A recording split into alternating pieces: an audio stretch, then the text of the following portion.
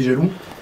J'ai envie de prendre le départ de la course. Non, c'est pas la question. La veille, ça va, parce que c'est pas les meilleurs moments de la course. C'est ce qu'on peut faire de mieux en mer, c'est-à-dire naviguer sur les plus beaux bateaux du monde, au moins en course au large, et faire le plus beau parcours qu'on peut imaginer sur la planète. C'est défricher encore plus le monde de la course au large, puisque c'est une première, c'est comme le Vendée Globe en 89. Je pense qu'on se retrouve dans la même position, et peut-être que dans 30 ans, on parlera de cette première édition 2024, comme on se souvient tous les éléments du premier Vendée Globe. Le truc qu'on le fait en permanence, c'est une surveillance.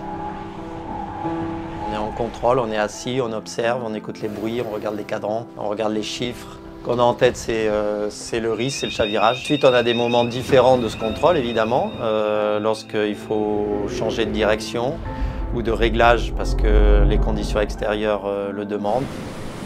Et on fait un routage si tu veux faire un routage. On va faire comme à bord, sauf que ça bouge un peu moins.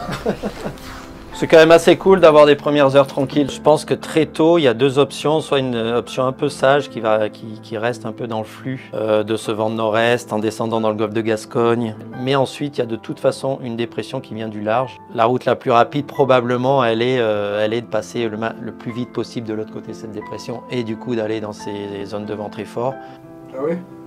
Ah ouais. Ils sont pas stressés, les mecs? Ou ils font genre?